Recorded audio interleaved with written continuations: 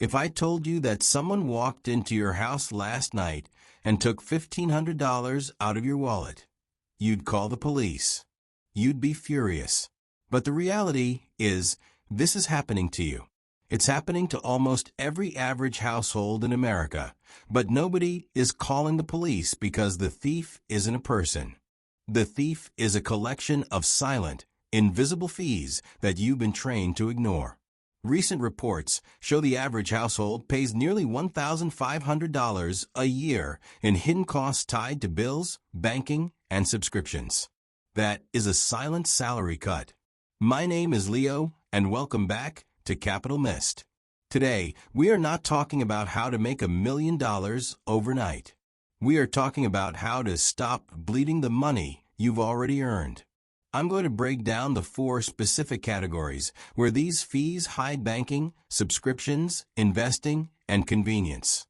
And I'm going to show you exactly how to calculate your silent fee score by the end of this video.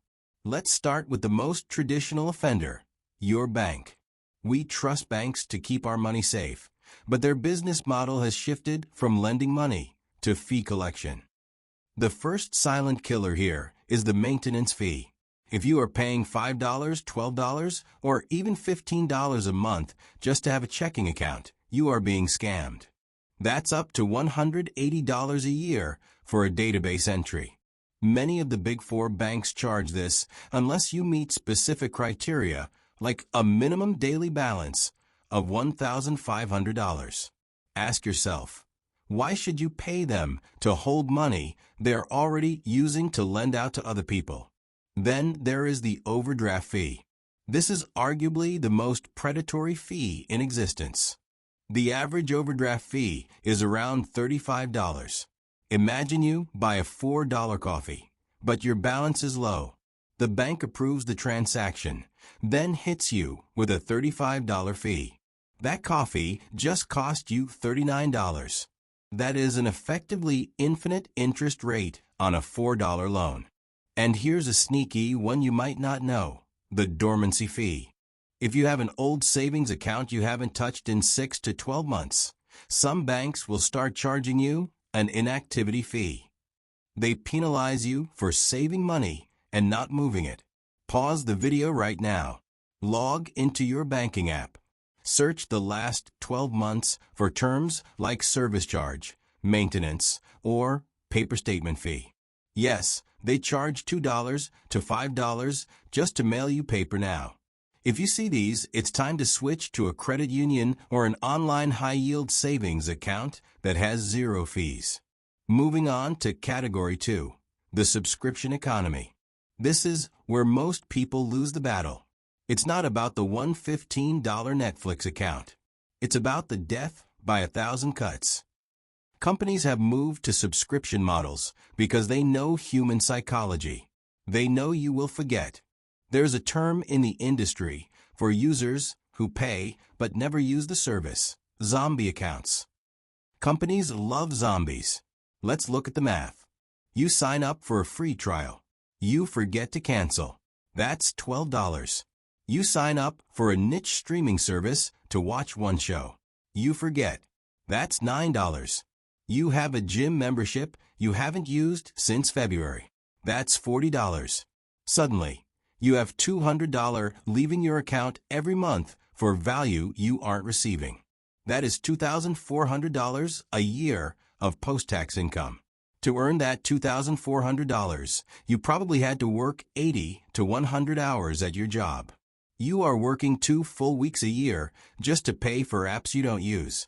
But the silent fee here isn't just the cost, it's the tier creep. Notice how your $9.99 plan slowly became $11.99, then $15.99. They raised the price by $1 or $2 every year, an amount small enough that you don't cancel. Action step: use the one-click rule. Go to your iPhone settings under Subscriptions or the Google Play Store. Look at the list. If you haven't opened the app in 30 days, cancel it immediately. You can always resubscribe later if you actually miss it. Spoiler alert, you won't. Now, we need to talk about the most dangerous fee of all: The banking and subscription fees annoy you today, but this fee steals your retirement tomorrow. I'm talking about expense ratios and management fees in your investment accounts. This is where finance made simple is crucial to understand. When you buy a mutual fund or an ETF, you pay a percentage of your total money to the fund manager every single year. It sounds small. You might see 1% and think, oh, 1% is nothing. I keep 99%. That is mathematically wrong. Let me show you why.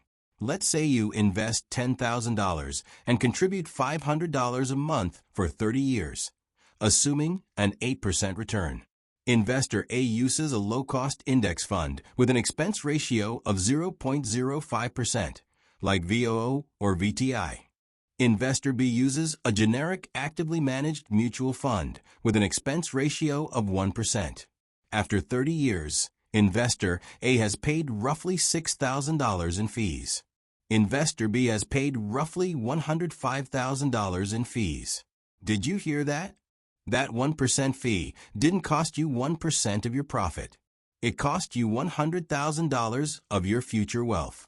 That is an entire college education, a luxury car, or 3 years of early retirement, vanished into the pocket of a fund manager who likely didn't even beat the market. If you have a 401k, you are likely paying administration fees on top of this. If you use a financial advisor, they might be charging you an additional 1% AUM, assets under management, fee on top of the fund fees. Action step: log into your brokerage or 401k. Look for the term expense ratio. If it is above 0.5%, you need to ask why. If it is above 1%, you are in an emergency. In a world where low-cost index funds exist for 0.03%, paying 1% is a voluntary tax on your future. Finally, we have the lazy tax, also known as convenience and junk fees. Have you ordered food delivery lately? A $15 burrito turns into a $28 order. Service fee, delivery fee, small order fee, California driver benefits fee, tip. You are paying a 100% markup for the convenience of not getting in your car. But it's not just food. It's Ticketmaster fees, where a $50 concert ticket becomes $85. It's resort fees at hotels, $40 per night for Wi-Fi and pool access that should be free. These are unregulated junk fees. Companies separate the price to make the sticker price look low, then hammer you at checkout. The psychology: they rely on the sunk cost fallacy. By the time you get to the checkout screen and see the extra $15 in fees, you've already spent 20 minutes picking out your food or your concert seats. You just want to finish the transaction. You click pay out of exhaustion. Action step: audit your convenience spending. I challenge you to delete your food delivery apps for 30 days. Just 30 days. If you normally order twice a week, that's easily $100 saved in a month. That's $1,200 a year, enough to fully fund a vacation. So we have banking fees, zombie subscriptions, investment fees, and convenience costs. If you add these up, that $1,495 figure from the beginning of the video starts to look conservative. For some of you, it's $3,000 or $4,000. Here is my challenge to you. It's called the 1-hour audit. This weekend, print out your last 3 months of bank statements and credit card statements. Get a red pen. Circle every recurring charge you didn't explicitly agree to recently. Circle every banking fee. Check the expense ratios on your investments. Calculate your total number. Write it down. And then go to war with those companies. Cancel, switch banks, and move your funds. If you want to learn exactly how to move your money into those low-cost index funds I mentioned, make sure you're subscribed to Capital Mist. Don't let them steal your wealth in silence. I'll see you in the next one.